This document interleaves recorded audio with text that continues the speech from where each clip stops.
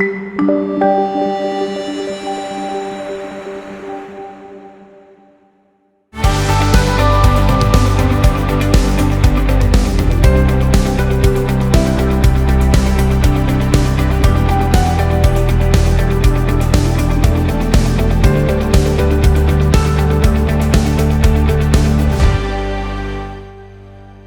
am Shawnte Kinney, and today God is going to be talking to us out of the book of Exodus, chapters 33 through 36.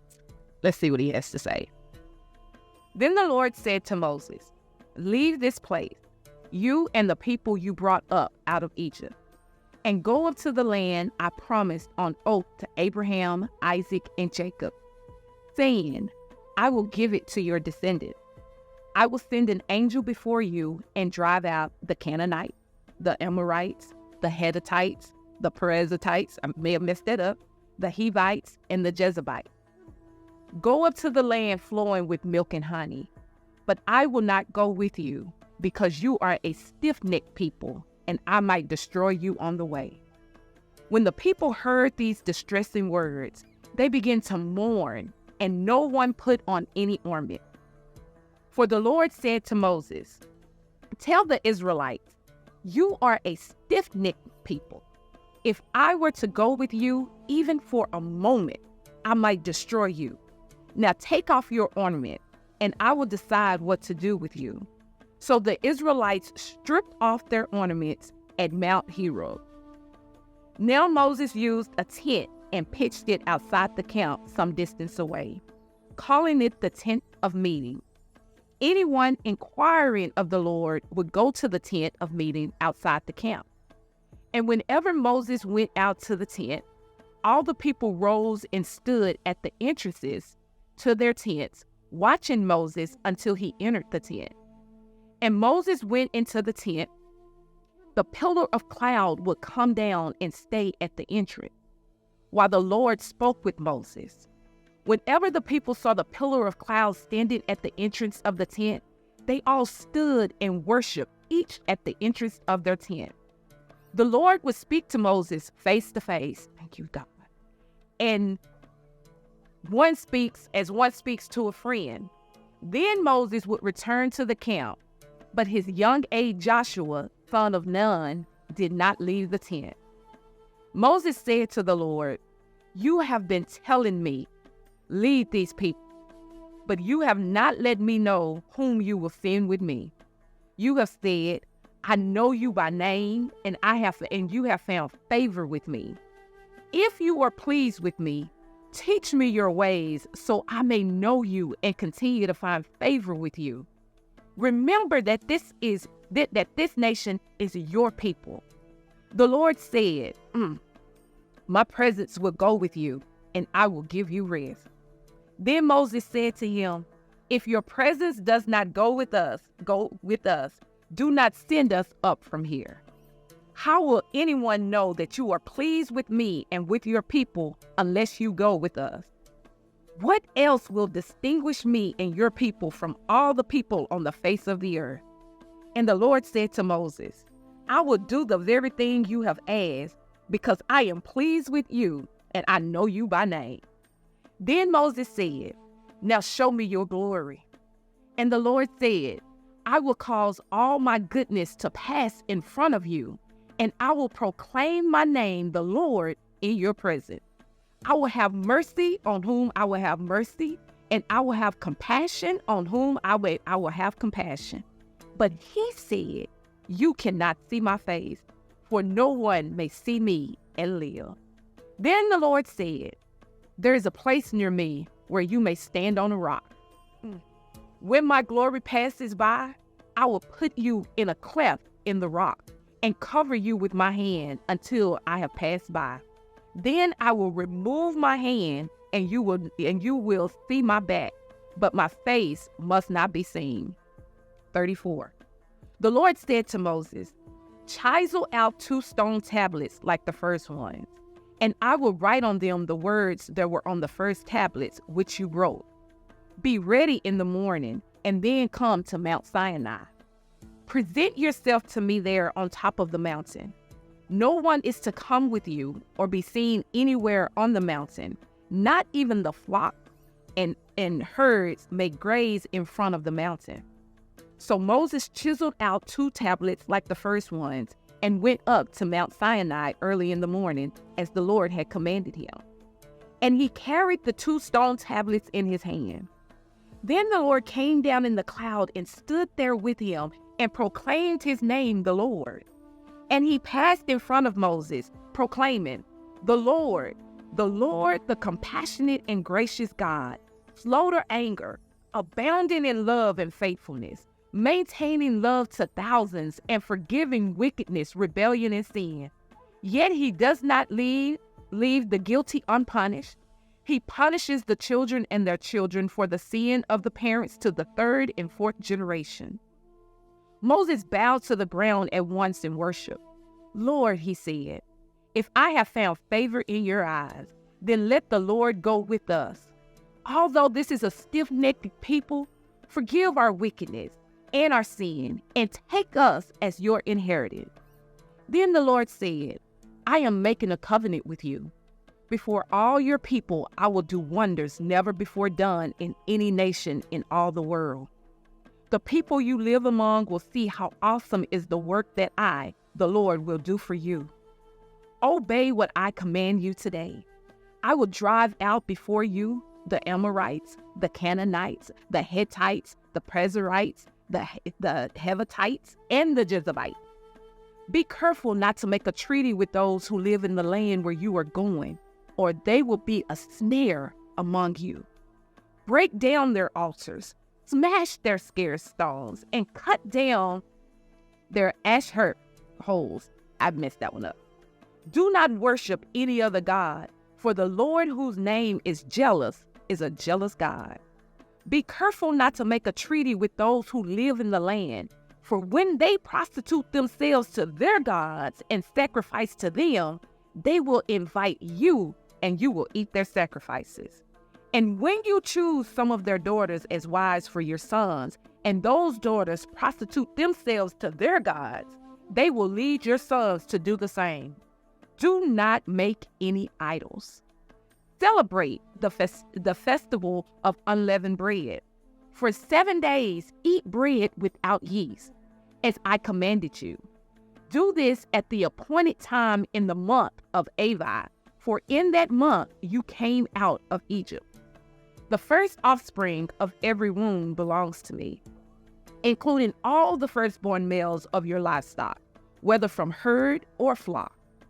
Redeem the firstborn donkey with the lamb, but if you do not redeem it, break its neck. Redeem all your firstborn son. No one is to appear before me empty-handed. 6 days you shall labor, but on the 7th day you shall rest. Even during the plowing season and harvest, you must rest.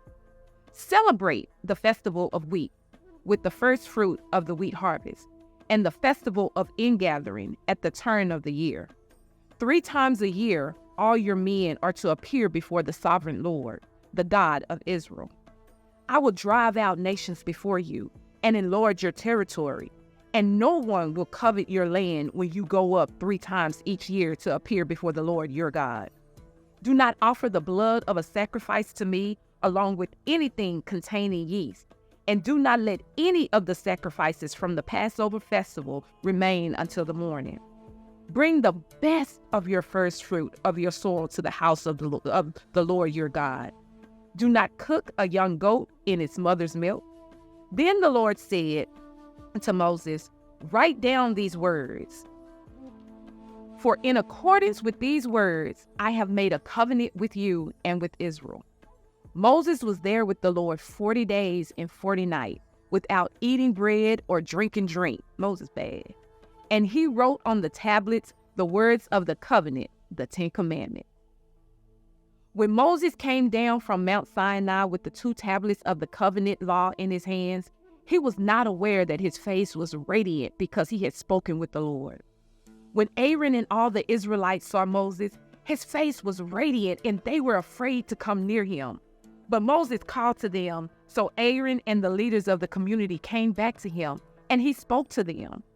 Afterwards, all the Israelites came near him, and he gave them all the commands the Lord had given him on Mount Sinai.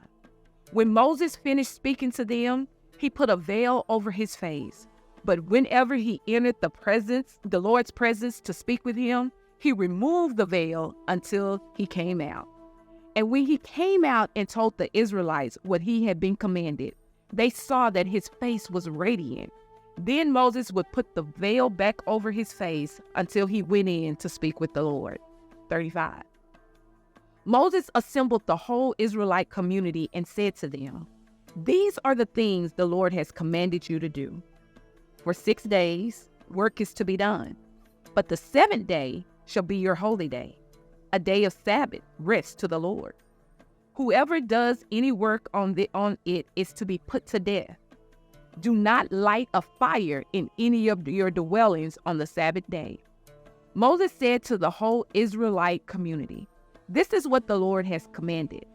From what you have, take an offering for the Lord. Everyone who is willing to bring to the Lord an offering of gold, silver, and bronze, blue, purple, and scarlet yarn, and fine linen, goat hair, ram skins dyed red, and another type of durable leather, Acadian wood, olive oil for the light, spices for the anointing oil, and for the fragrant incense, and onyx stones and other gems to be mounted on the ephod and the breastplate. All who are skilled among you are to come and make everything the Lord has commanded: the tabernacle with its tent and its covering, clap, frames, crossbars, posts, and bases, the ark with its poles and the atonement cover, and the curtain that shields it, the table with its poles and all its articles, and the bread of the present, the lampstand that is light for its accessories, lamps and oil for the light, the altar of the incense with its poles, the anointing oil and the fragrant incense, the curtain for the doorway at the entrance to the tabernacle, the altar of burnt offering with its bronze grating, its poles and all its utensils, the bronze basin with its stand, the curtains of the courtyard with its posts and its bases, and the curtain for the entrance to the courtyard, the tent pegs for the tabernacle and for the courtyard and their ropes, the woven garments worn for ministering in the sanctuary, both the scarlet garments for Aaron and for Aaron the priest, and the garments for his sons when they serve as priests. Then the whole Israelite community withdrew from Moses' presence, and everyone who was willing and whose heart moved them came and brought an offering to the Lord for the work on the tent of meeting, for all its services, and for the scarce garment. All who were willing, men and women alike, came and brought gold, jewelry of all kinds, brooches, earrings, rings, and ornaments. They all presented their gold as a wave offering to the Lord. Everyone who had blue, purple, or scarlet yarn, or fine linen, or goat hair, ram skins dyed red, or the other durable leather brought them. Those presenting an offering of silver or bronze brought it as an offering to the Lord. And everyone who had Acadian wood for any part of the work brought it. Every skilled woman spun with her hands and brought what she had spun, blue, purple, or scarlet yarn, or fine linen. And all the women who were willing and had the skill spun the goat hair. The leaders brought onyx stones and other gems to be mounted on the ephod and breastpiece. They also brought spices and olive oil for the light and for the anointing oil and for the fragrance incense. All the Israelite men and women who were willing brought to the Lord free will offering for all the work the Lord through Moses had commanded them to do.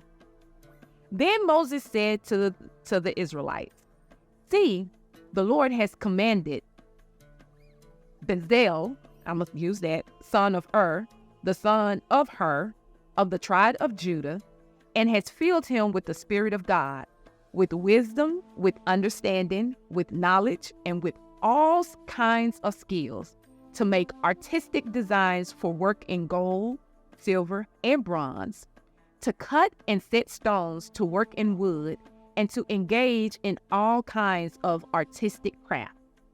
And he has given both him and, I know this word, Olabed, I'm sorry, son of Ashamak, we're going to try that one, of the tribe of Dan, the ability to teach others. He has filled them with skill to do all kinds of work as engravers, designers, embroiderers in blue, purple, and scarlet yarn, and fine linen, and weavers, of all of them skilled workers and designers.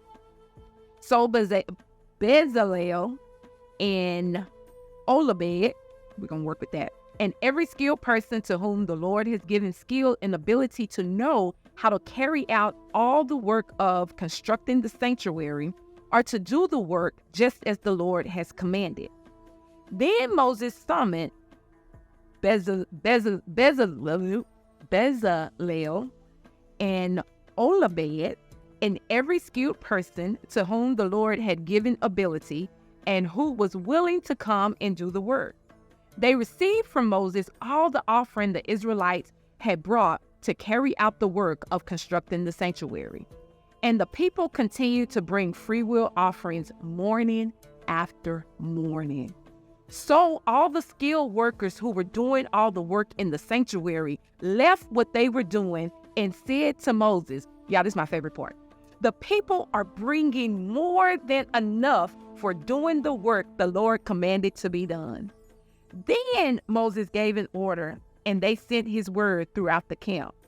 No man or woman is to make anything else an offering for the sanctuary. And so the people were restrained from bringing more because what they already had was more than enough to do all the work. All those who were skilled among the workers made the tabernacle with 10 curtains of finely twisted linen and blue, purple, and scarlet yarn, with troubadour woven into them by expert hands. All the curtains were the same size, 28 cubits long and 4 cubits wide. They joined 5 of the curtains together and did the same with the other 5. Then they made loops of blue material along the edge of the end curtain in one set, and the same was done with the end curtain in the other set. They also made 50 loops on one curtain and 50 loops on the end curtain of the other set, with the loops opposite each other. Then they made 50 gold clasps and used them to fasten the 2 sets of curtains together so that the tabernacle was a unit. They made curtains of goat hair for the tent over the tabernacle, 11 altogether. All 11 curtains were the same size, 30 cubits long and 4 cubits wide. They joined 5 of the curtains into one set and the other 6 into another set. Then they made 50 loops along the edge of the end curtain in one set and also along the edge of the end curtain in the other set. They made 50 bronze clamps to fasten the tent together as a unit. Then they made for the tent a covering of ram skins dyed red, and over that a covering of the other durable leather. They made upright frames of Acadian wood for the tabernacle. Each frame was 10 cubits long and a cubit and a half wide, with 2 projections set parallel to each other. They made all the frames of the tabernacle in this way. They made 20 frames for the south side of the tabernacle, and made 40 silver bases to go under them, 2 bases for each frame, 1 under each projection. For the other side, the north side of the tabernacle, they made 20 frames and 40 silver bases, 2 under each frame. They made 6 frames for the far end, that is, the west end of the tabernacle, and 2 frames were made for the corners of the tabernacle at the far end. At these 2 corners, the frames were double from the bottom all the way up to the top and fitted with a single ring. Both were made alike. So there were 8 frames and 16 silver bases, 2 under each frame. They also made crossbows of Acadian wood, 5 for the frames on one side of the tabernacle, 5 for those on the other side, and 5 for the frames on the west side at the far end of the tabernacle. They made the center crossbow so that it extended from end to end at the middle of the frames. They overlaid the frames with gold and made gold rings to hold the crossbows. They also overlaid the crossbows with gold. They made the curtain of blue, purple, and scarlet yarn and finely twisted linen with tuberine woven into them by a skilled worker. They made 4 posts of Acadian wood for it and overlaid them with gold. They made gold hooks for them and cast their 4 silver bases. For the entrance to the tent, they made a curtain of blue, purple, and scarlet yarn and finely twisted linen, the work of an embroiderer, and they made 5 posts with hooks for them. They overlaid the tops of the posts and their bands with gold and made their 5 bases of brazen. And that concludes our reading for today.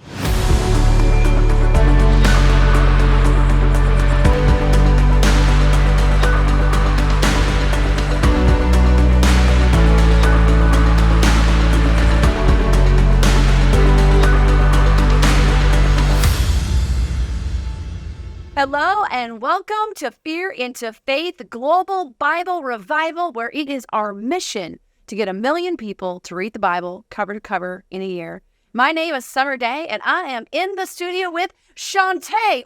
It's Shawnte and Summer Day. I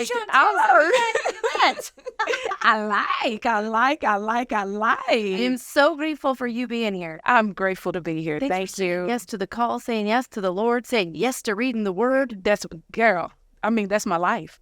That's my life. There is nothing but a yes on my lips. I love it. So You're one of the people who showed up. I don't know anything about you, so I'm excited to learn all the things. So tell everybody just kind of who you are, what you do. I am Shawnte, Yes. a native of Dallas. I'm born and raised here. I am a full-time civil litigation paralegal. I've been doing that since I was 19 years old. Tomorrow, I celebrate my 45th birthday. God is so good. I know. And she looking good. Don't even look like what I've been through. That's what I'm saying. I have also started Next Level Magazine. It's a digital magazine, just inspiring women. I like sharing stories of amazing women and the things that they've done. It's basically just their testimonies about how God has transformed their lives and the wisdom that they learned through those transformative processes so that we can share with other women and help empower women as they go on this journey of life. Come on. Good. And how long did you say you've been doing that? We just launched the digital magazine in December, and I launched my television show on the Win-Win Women Network in April.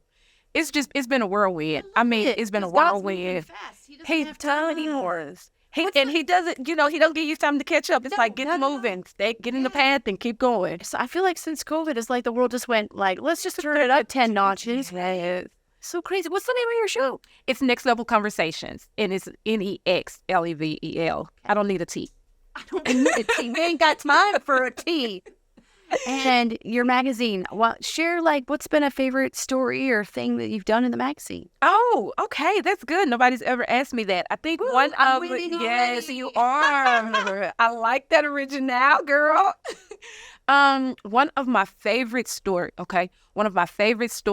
was this girl named Levita. She's I think she met her husband. She had decided to wait on the Lord and not get married. She had went through quite a few different relationships, and she finally decided that instead of trying to please men, she would start transforming herself to please the Lord, getting her relationship with God really together. And through that journey, she realized she really reconnected with herself and reconnected with God. Yeah. And God had made her promise that if she would do the work and she would connect with him and commit to him, he would send her who he had for her. So he sent her Boaz. And I was able to share her story because it was beautiful. They met during COVID and they got married, and I catch up with them very often. Just a beautiful couple, beautiful, God-loving, powerful couple, just going and sharing the word of God, and to see their growth and to see their life. It just gives you hope. It does. It gives you hope at a time when everybody says you can do whatever it is that you want. It's being obedient to the voice of God. And that's actually been one of my favorite stories thus far. I love it. I love how you were saying, she was seeking after God, but found herself too. I think that's a journey that we all go on. Yeah. And that's actually how I got here, actually to where I'm sitting at today. It started with at the end of 2015, I looked in the mirror. I woke up, I looked in the mirror, and I just didn't like the person that was looking back at me. And God really began to challenge me. My life was in what I call a chaos. There was no balance whatsoever. I was unhealthy mentally, spiritually, emotionally, physically. I was raised in church, but I had no real relationship. At that time, I actually was probably resenting God in the church because of the extreme disconnect. I was too far gone in every aspect of my life, and there was no balance. There was no internal happiness. There was no peace. And I looked around, and everybody around me was there was no balance in anybody's life. We all looked alike. And the work in the word was not being made alive in my life at that time. And I had really been questioning God and questioning, why are we doing what we're doing? Why are you doing this? Because I was serving everything in the church that could be done, doing everything for years, my whole life.